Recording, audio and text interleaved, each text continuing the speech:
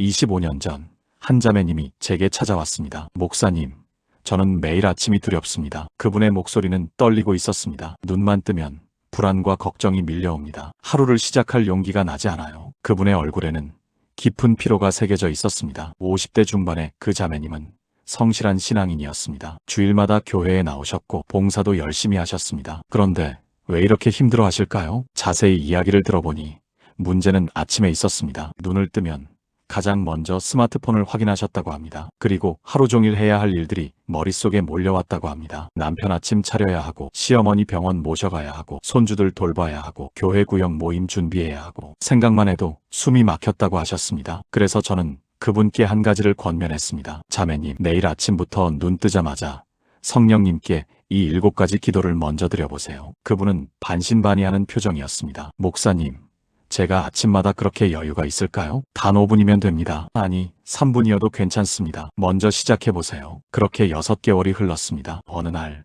같은 자매님이 다시 저를 찾아왔을 때 저는 깜짝 놀랐습니다. 완전히 다른 사람이 되어 있었기 때문입니다. 얼굴에 빛이 나고 걸음걸이가 가벼웠습니다. 무엇보다 눈빛이 달라져 있었습니다. 목사님, 제 삶에 기적이 일어났습니다. 그분은 눈물을 글썽이며 말씀하셨습니다. 매일 아침 눈 뜨자마자 성령님께 그 7가지 기도를 드렸더니 하루가 완전히 달라졌어요. 같은 일을 해도 힘들지 않고 같은 사람을 만나도 짜증이 나지 않아요. 무엇보다 하나님이 정말 살아계시다는 것을 매일 경험합니다. 사랑하는 성도님들, 이것이 바로 제가 오늘 여러분께 나누고 싶은 이야기입니다. 아침의 첫 순간, 그 짧은 시간이 여러분의 하루를 결정합니다. 아니, 여러분의 인생을 결정합니다. 예수님도 새벽 오히려 미명에 일어나 한적한 곳에 가서 기도하셨습니다. 다윗도 여호와여, 아침에 주께서 나의 소리를 들으시리니라고 고백했습니다. 그런데 우리는 어떻습니까? 눈 뜨자마자 스마트폰을 보고 걱정을 하고 한숨을 쉽니다. 오늘 이 시간을 통해 여러분의 아침이 완전히 바뀌게 될 것입니다. 눈 뜨자마자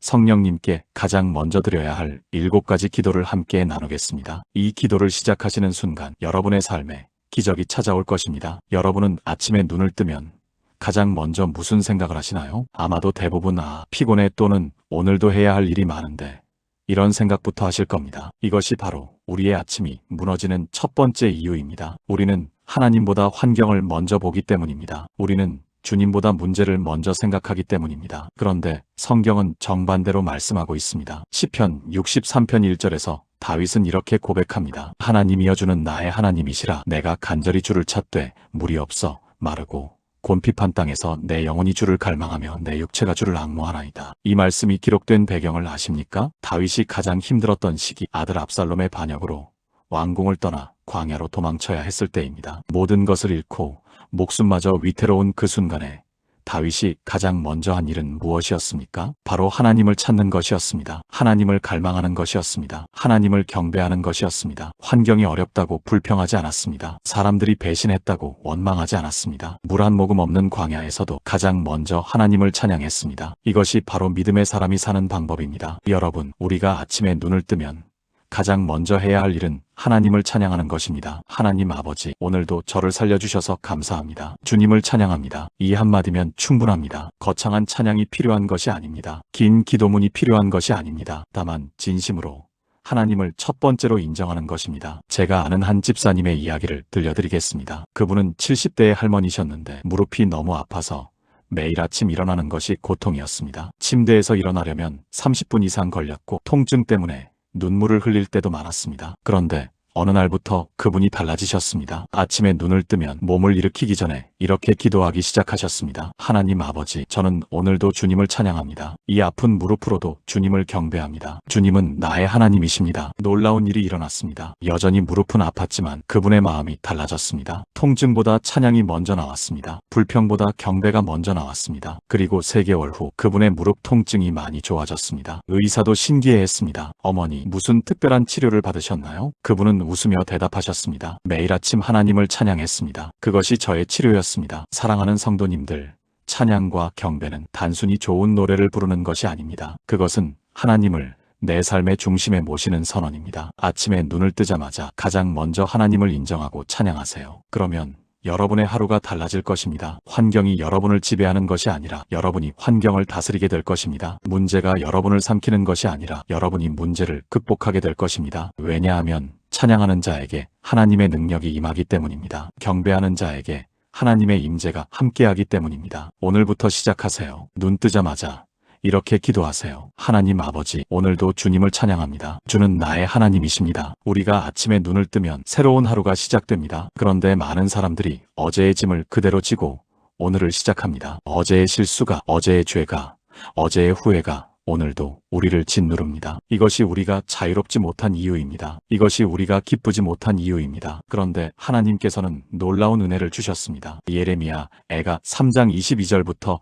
23절 말씀입니다. 여호와의 인자와 긍휼이 무궁하심으로 우리가 진멸되지 아니함이니이다. 이것들이 아침마다 새로우니 주의 성실하심이 크시도소이다. 이 말씀을 보셨습니까? 하나님의 긍휼이 아침마다 새롭다고 하셨습니다. 이것이 무슨 뜻입니까? 어제 내가 실수했어도 오늘 아침 하나님께서는 새로운 기회를 주신다는 뜻입니다. 어제 내가 넘어졌어도 오늘 아침 하나님께서는 다시 일으켜 세워주신다는 뜻입니다. 어제 내가 하나님께 불순종했어도 오늘 아침 하나님께서는 여전히 나를 사랑하신다는 뜻입니다. 이것이 바로 하나님의 성실하심입니다. 이것이 바로 하나님의 신실하심입니다. 그렇다면 우리는 어떻게 해야 합니까? 아침마다 회개하고 정결함을 받아야 합니다. 하나님 아버지, 어제 제가 지은 죄를 용서해 주세요. 오늘은 주님 앞에 깨끗한 마음으로 살겠습니다. 이 기도가 왜 중요한지 아십니까? 회개는 단순히 과거를 정리하는 것이 아니기 때문입니다. 회개는 미래를 여는 열쇠이기 때문입니다. 시편 51편은 다윗의 회개 시편입니다. 다윗이 밧세바와 범죄한 후에 쓴 시편입니다. 10절에서 다윗은 이렇게 기도합니다. 하나님이여,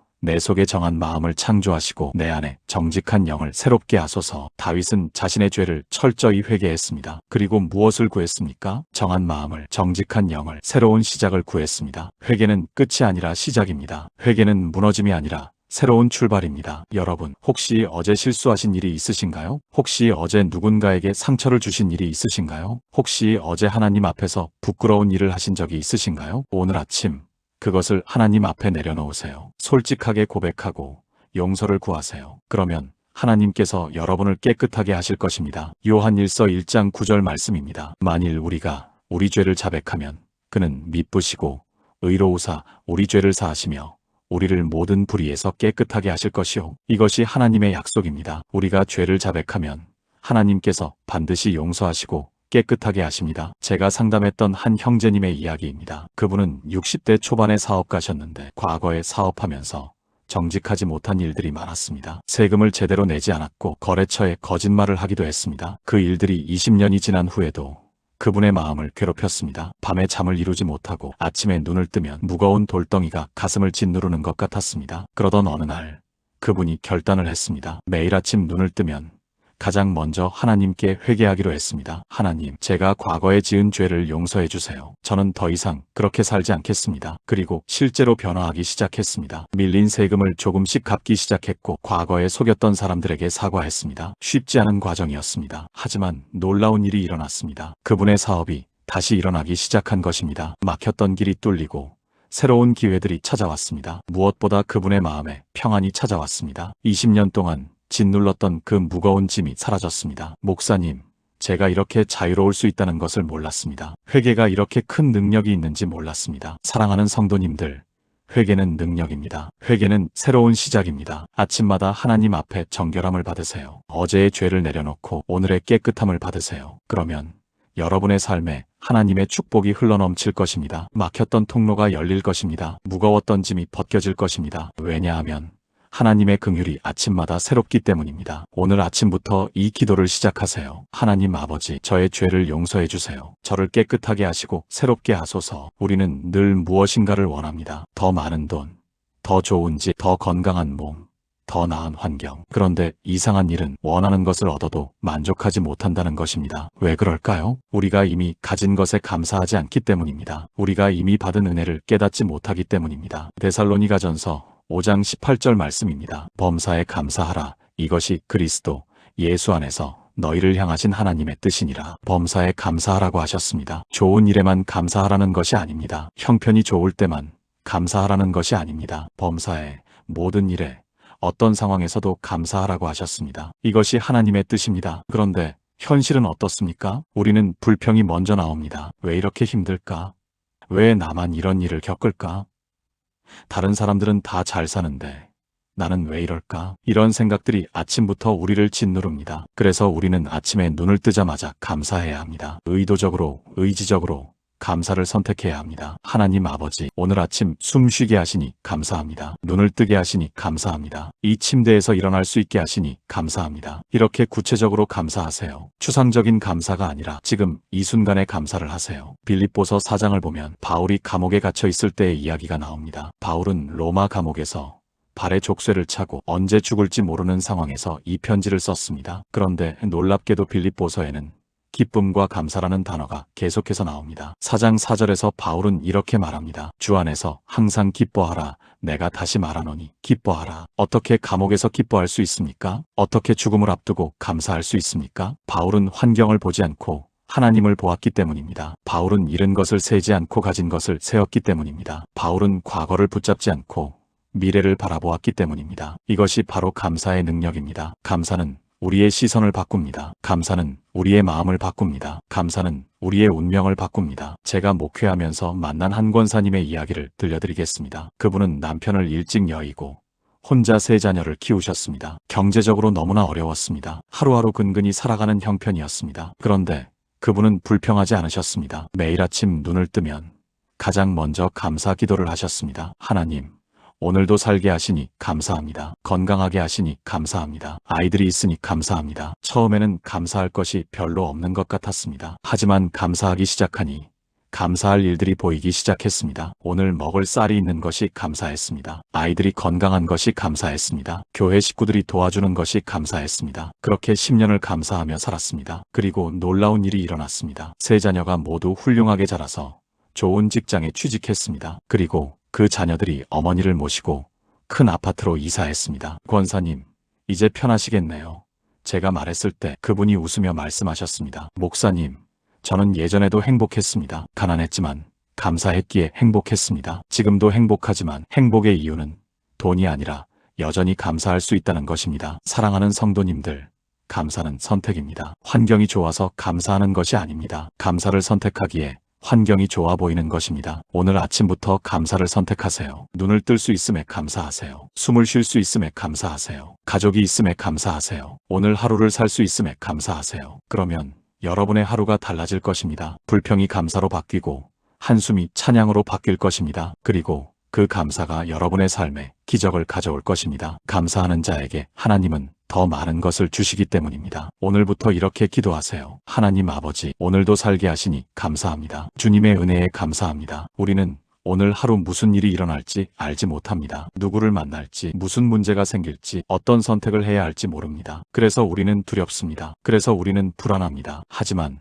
하나님께서는 우리의 하루를 다 아십니다. 우리의 오늘을 이미 준비하셨습니다. 잠언 3장 5절부터 6절 말씀입니다. 너는 마음을 다하여 여호와를 신뢰하고 내 명철을 의지하지 말라. 너는 범사에 그를 인정하라. 그리하면 내 길을 지도하시리라. 범사에 하나님을 인정하라고 하셨습니다. 작은 일에도 큰 일에도 모든 일에 하나님을 인정하라고 하셨습니다. 그리하면 하나님께서 우리의 길을 지도하신다고 약속하셨습니다. 이것이 얼마나 놀라운 약속입니까? 전지전능하신 하나님께서 나의 하루를 인도해 주신다는 것입니다. 그렇다면 우리는 아침에 무엇을 해야 합니까? 하나님께 오늘 하루를 맡겨야 합니다. 하나님 아버지, 오늘 하루를 주님께 맡깁니다. 제 길을 인도해 주세요. 제가 가야 할 곳으로 인도하시고 제가 만나야 할 사람을 만나게 하시고 제가 해야 할 일을 하게 하소서. 이 기도를 드리면 놀라운 일이 일어납니다. 우리가 계획하지 않은 만남이 축복이 되고 우리가 예상하지 못한 일이 은혜가 됩니다. 시편 32편 8절에서 하나님은 이렇게 말씀하십니다. 내가 내 갈 길을 가르쳐 보이고 내게 좋은 길을 주목하여 훈계하리로다. 하나님께서 직접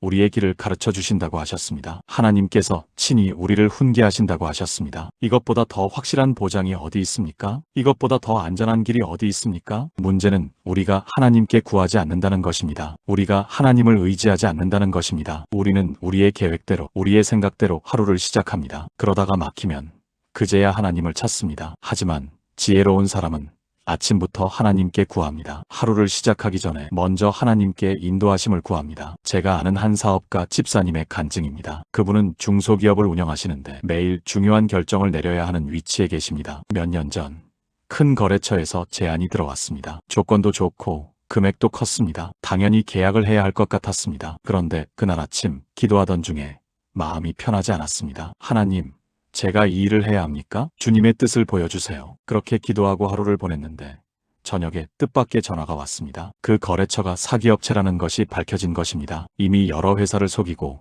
돈을 가져간 전력이 있었습니다. 만약 그분이 계약을 했다면 회사가 큰 손실을 입었을 것입니다. 목사님, 그날 아침 기도가 저를 살렸습니다. 하나님께서 저를 보호해 주셨습니다. 그분은 지금도 매일 아침 이렇게 기도하신다고 합니다. 하나님, 오늘 제가 가야 할 길을 인도해 주세요. 제가 만나야 할 사람과 만나게 하시고 피해야 할 사람은 피하게 하소서. 제가 해야 할 일과 하지 말아야 할 일을 분별하게 하소서. 사랑하는 성도님들, 하나님의 인도하심은 우리의 상상을 초월합니다. 하나님께서는 우리보다 우리의 하루를 더 잘 아십니다. 우리보다 우리의 미래를 더 잘 아십니다. 그러니 아침마다 하나님께 구하세요. 하나님, 오늘 하루 저를 인도해 주세요. 이 기도를 드리는 사람에게는 실패가 없습니다. 왜냐하면 하나님께서 친히 인도하시기 때문입니다. 설령 어려운 일이 생겨도 그것조차 하나님의 계획 안에 있기 때문입니다. 오늘 아침부터 이 기도를 시작하세요. 하나님 아버지, 오늘 하루 제 길을 인도해 주세요. 주님의 뜻대로 살게 하소서. 그러면 여러분의 하루가 하나님의 인도하심 안에서 보호받을 것입니다. 여러분의 발걸음이 하나님의 계획 안에서 축복받을 것입니다. 우리가 사는 세상은 안전하지 않습니다. 교통사고, 질병, 사고, 위험, 우리를 위협하는 것들이 너무 많습니다. 뉴스를 보면 매일 안타까운 일들이 일어납니다. 우리는 언제 무슨 일을 당할지 알 수 없습니다. 그래서 우리는 하나님의 보호하심이 필요합니다. 아침마다 하나님의 날개 아래로 들어가야 합니다. 시편 91편 1절부터 2절 말씀입니다. 지극히 높으신 이의 은밀한 곳에 거주하며 전능하신 이의 그늘 아래에 사는 자여, 나는 여호와를 향하여 말하기를 그는 나의 피난처요 나의 요새요 내가 의뢰하는 하나님이라 하리니. 시편 91편 전체가 하나님의 보호하심에 관한 말씀입니다. 11절에서는 이렇게 약속하십니다. 그가 너를 위하여 그의 천사들을 명령하사 내 모든 길에서 너를 지키게 하심이라. 하나님께서 천사들을 보내서 우리를 지키신다고 하셨습니다. 우리의 모든 길에서 우리를 보호하신다고 하셨습니다. 이것이 얼마나 놀라운 약속입니까? 그런데 이 보호하심을 받으려면 어떻게 해야 합니까? 1절을 다시 보세요. 지극히 높으신 이의 은밀한 곳에 거주하며 하나님 안에 거주해야 합니다. 하나님의 그늘 아래 있어야 합니다. 그러면 어떻게 하나님 안에 거주할 수 있습니까? 매일 아침 하나님께 나아가는 것입니다. 매일 아침 하나님의 보호하심을 구하는 것입니다. 하나님 아버지, 오늘 하루 저와 제 가족을 보호해 주세요. 나갈 때와 들어올 때, 일할 때와 쉴 때 모든 시간에 저희를 지켜주세요. 이 기도를 드리면 하나님께서 우리 주변에 보호의 울타리를 치십니다. 우리가 보지 못하는 곳에서 우리를 위험에서 건져주십니다. 제가 목회하면서 직접 경험한 일입니다. 몇 년 전 새벽 기도회를 마치고 집으로 돌아가는 길이었습니다. 평소처럼 차를 몰고 가는데 갑자기 마음이 불편했습니다. 조금만 천천히 가자는 생각이 들었습니다. 그래서 속도를 줄였습니다. 그리고 교차로를 지나가려는 순간 신호를 무시한 트럭이 빠른 속도로 지나갔습니다. 만약 제가 평소 속도로 운전했다면 그 트럭과 정면으로 충돌했을 것입니다. 저는 그 자리에서 차를 세우고 떨리는 마음으로 기도했습니다. 하나님, 저를 지켜주셔서 감사합니다. 그때 깨달았습니다. 오늘 아침 기도할 때 하나님 저를 보호해 주세요라고 기도한 것이 생각났습니다. 하나님께서 정말로 저를 보호해 주신 것입니다. 사랑하는 성도님들, 하나님의 보호하심은 실제적입니다. 우리가 아는 것보다 훨씬 더 많은 순간에 하나님께서 우리를 지키고 계십니다. 우리가 모르는 사이에 수많은 위험에서 건져주고 계십니다. 또 다른 간증을 들려드리겠습니다. 한 집사님이 몇 년 전 큰 수술을 받으셨습니다. 의사는 수술이 위험할 수 있다고 경고했습니다. 가족들은 너무 걱정이 되어 밤새 기도했습니다. 수술 당일 아침 그 집사님은 마취되기 전에 조용히 기도하셨습니다. 하나님, 저를 보호해 주세요. 의사들의 손을 인도해 주세요. 수술은 4시간 동안 진행되었습니다. 가족들은 기도하며 기다렸습니다. 수술이 끝나고 의사가 나왔습니다. 수술이 아주 잘 되었습니다. 예상보다 훨씬 순조로웠습니다. 기적적이라고 할 수 있습니다. 의사도 놀랄 만큼 완벽한 수술이었습니다. 회복도 빨라서 예정보다 훨씬 일찍 퇴원할 수 있었습니다. 하나님께서 저를 지켜주셨습니다. 수술대 위에서도 하나님의 손길을 느꼈습니다. 그 집사님은 지금도 매일 아침 보호하심을 구하는 기도를 드립니다. 여러분, 우리는 연약한 존재입니다. 우리의 힘으로는 우리를 지킬 수 없습니다. 하지만 하나님께서 우리를 지키십니다. 아침마다 하나님의 보호하심을 구하세요. 하나님, 오늘 하루 저와 제 가족을 지켜주세요. 그러면 하나님께서 천사들을 보내서 여러분을 보호하실 것입니다. 보이지 않는 곳에서 여러분을 지키실 것입니다. 위험에서 건지시고 사고에서 보호하시고 질병에서 지켜주실 것입니다. 오늘부터 이 기도를 시작하세요. 하나님 아버지, 오늘 하루 저를 보호해 주세요. 제 가족을 지켜주세요. 주님의 날개 아래 거하게 하소서. 우리는 혼자서는 하루를 살 수 없습니다. 우리의 힘으로는 유혹을 이길 수 없습니다. 우리의 능력으로는 하나님을 기쁘시게 할 수 없습니다. 그래서 우리에게는 성령님이 필요합니다. 성령님의 능력이 필요합니다. 성령님의 인도하심이 필요합니다. 에베소서 5장 18절 말씀입니다. 술 취하지 말라이는 방탕한 것이니 오직 성령으로 충만함을 받으라. 성령으로 충만함을 받으라고 명령하셨습니다. 이것은 선택이 아니라 명령입니다. 우리는 반드시 성령 충만해야 합니다. 그런데 성령 충만은 한 번으로 끝나는 것이 아닙니다. 매일 매순간 계속해서 성령 충만을 구해야 합니다. 특히 아침에 하루를 시작하기 전에 성령 충만을 구해야 합니다. 사도행전 1장 8절에서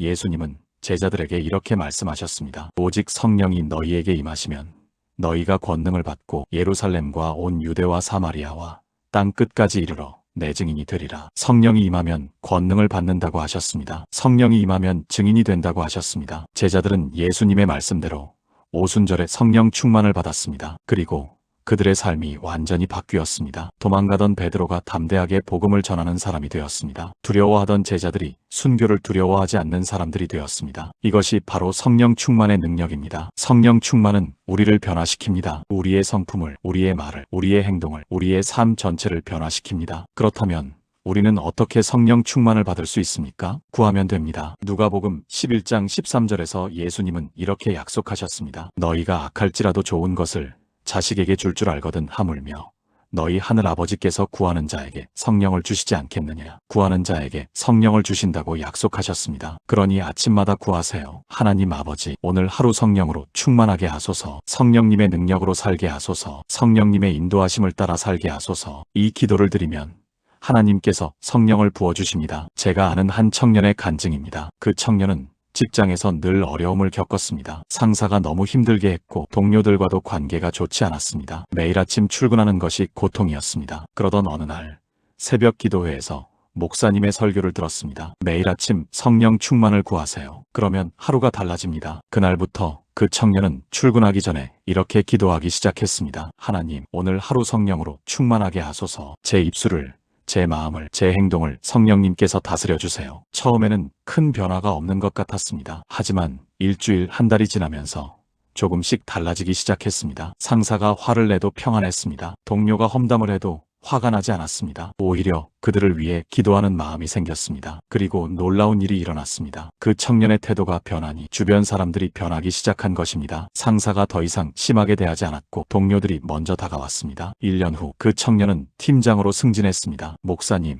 성령 충만이 제 인생을 바꿨습니다. 같은 환경, 같은 사람들인데 제가 변하니 모든 것이 변했습니다. 사랑하는 성도님들, 성령 충만은 특별한 사람들만의 것이 아닙니다. 성령 충만은 구하는 모든 사람이 받을 수 있는 선물입니다. 오늘 아침부터 구하세요. 하나님, 성령으로 저를 충만하게 하소서. 그러면 여러분의 하루가 달라질 것입니다. 여러분의 말이 달라지고 여러분의 행동이 달라질 것입니다. 여러분의 생각이 달라지고 여러분의 마음이 달라질 것입니다. 왜냐하면 성령님께서 여러분 안에 계시기 때문입니다. 성령님께서 여러분을 인도하시기 때문입니다. 오늘부터 이 기도를 시작하세요. 하나님 아버지, 오늘 하루 성령으로 충만하게 하소서. 성령님의 능력으로 살게 하소서. 그러면 여러분의 삶에 성령님의 열매가 맺힐 것입니다. 사랑, 희락, 화평, 오래 참음, 자비, 양선, 충성, 온유, 절제의 열매가 풍성하게 맺힐 것입니다. 우리는 하나님의 자녀입니다. 하나님께서 우리를 사랑하십니다. 하나님께서 우리에게 좋은 것을 주기 원하십니다. 그러니 우리는 담대하게 축복을 선포할 수 있습니다. 민수기 6장 24절부터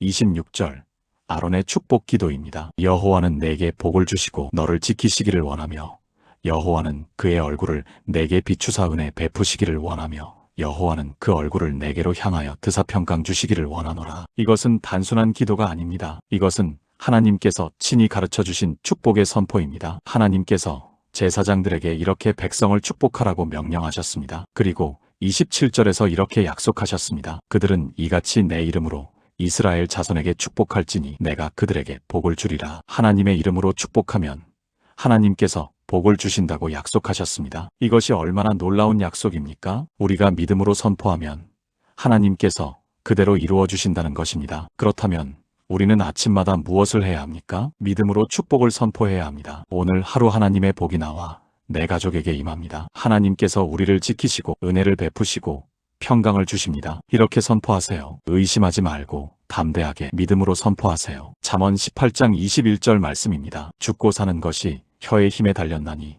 혀를 쓰기 좋아하는 자는 혀의 열매를 먹으리라. 우리의 말에는 능력이 있습니다. 우리가 무엇을 선포하느냐가 우리의 현실을 만듭니다. 부정적인 말을 하면 부정적인 일이 일어납니다. 긍정적인 말을 하면 긍정적인 일이 일어납니다. 축복을 선포하면 축복이 임합니다. 로마서 4장 17절에서 바울은 이렇게 말합니다. 하나님은 죽은 자를 살리시며 없는 것을 있는 것으로 부르시는 이시니라. 하나님께서는 없는 것을 있는 것으로 부르십니다. 우리도 하나님의 자녀로서 믿음으로 없는 것을 있는 것으로 선포할 수 있습니다. 아직 보이지 않지만 믿음으로 선포하는 것입니다. 제가 목회하면서 만난 한 사업가의 간증입니다. 그분은 몇 년 전 사업이 너무 어려웠습니다. 빚이 많았고 매출도 계속 떨어졌습니다. 직원들 월급도 제때 주지 못할 정도였습니다. 매일 아침 눈을 뜨면 절망이 밀려왔습니다. 그런데 어느 날 그분이 결단을 했습니다. 더 이상 불평하지 않겠습니다. 매일 아침 축복을 선포하겠습니다. 그날부터 매일 아침 이렇게 기도하기 시작했습니다. 하나님, 오늘 하루 하나님의 복이